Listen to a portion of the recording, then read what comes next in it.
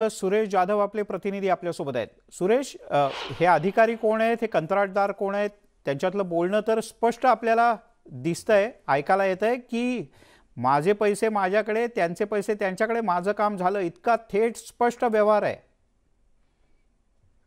Milind sir, हा जो काही प्रकार आहे हा बीडच्या जलसंधारण विभागामधला प्रकार आहे आणि ज्या जलसंधारणची कामं कोविडच्या अगोदर जी कामं मंजूर झाली होती ती मंजूर झालेल्या कामाच्या संदर्भात या कंत्राटदारानं पैसे दिलेले आहेत आणि ते पैसे अधिकाऱ्यानं वरच्या अधिकाऱ्यापर्यंत पोहोचले। त्याच्यामध्ये त्या क्लिप मधला जो नाथ नावाचा कोणीतरी वरिष्ठ अधिकारी आहे त्याचा देखील उल्लेख आहे आणि विशेष म्हणजे यांच्यामध्ये पैसे दिल्यानंतर माझं काम होत नाही, परत मला मंजुरीसाठी परत जावं लागतंय असा याच्यामध्ये उल्लेख आहे। आणि एकंदरीतच या प्रकारामुळे आता खळबळ उडाली। नेमकी जलसंधारणची जी काही कामं होत आहेत ते कामं करत असताना कशा पद्धतीने केले जात आहेत याच्यामध्ये ही पैशाची थेट मागणी आहे आणि थेट पैसे दिल्याचं देखील अधिकारी कबूल करतोय।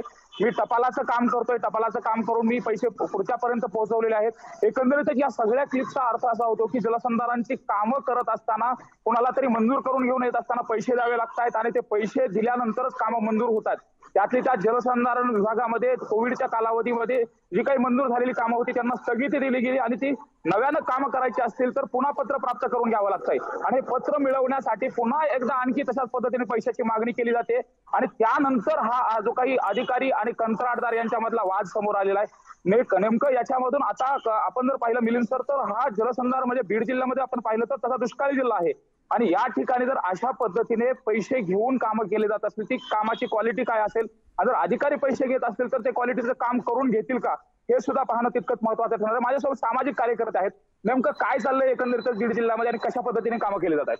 बीड जिल्हा एकतर दुष्काळी म्हणून ओळखला जातो आणि दुष्काळी म्हणून ओळखण्यासाठी कारण की अशाच पद्धतीची कारण की भ्रष्टाचार मोठ्या प्रमाणात झालेला आहे। आता या 2 वर्षात अजून काय काय चाललंय हे कळायला मार्ग नाही। बीड जिल्ह्यात पाण्याची कमी आहे आणि जलसंधारणाची कामं इतर जिल्ह्याच्या मानाने बीडमध्ये कमी असतात आणि अशा परिस्थितीत अधिकारी इतकं स्पष्ट बोलतो आणि पैसे वरपर्यंत द्यावे लागतात किंवा मंजुरीपर्यंत प्रत्येक ठिकाणी पैसे द्यावे लागतात हे म्हणत असताना या अधिकाऱ्यांवर गुन्हे दाखल झाले पाहिजे।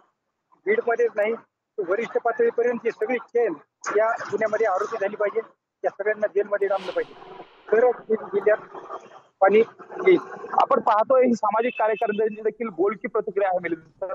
नेमकं जलसंधारणाच्या क्षेत्रामध्ये कोट्यावधी रुपयाचा खर्च केला जातो, मात्र तो जर अशा पद्धतीने केला जात असेल, विशेष म्हणजे याचं कलेक्शनचं जर रेकॉर्ड दुसरं असेल, कुठं आणखी एका ठिकाणी सोनाराच्या दुकानामध्ये जाऊन कलेक्शन केलं जात असेल, कुणाकडे तिरायताकडून कलेक्शन केलं तर ही चर्चा खूप मोठ्या प्रमाणात आहे। नेमकं या प्रकारामधलं काय जे सत्य आहे ते समोर आलं पाहिजे मिलिंद सर, अशीच मागणी केली जाते। सुरेश, वेगळ्या शब्दात सांगायचं तर मराठवाड्यात पाणी मिळत नाही, लोक पाण्याकरता वणवण करतात, पण इथे मात्र पाणी मुरतंय मोठ्या प्रमाणात असं स्पष्टपणे दिसतंय। तुर्तास धन्यवाद या माहितीबद्दल। आपण या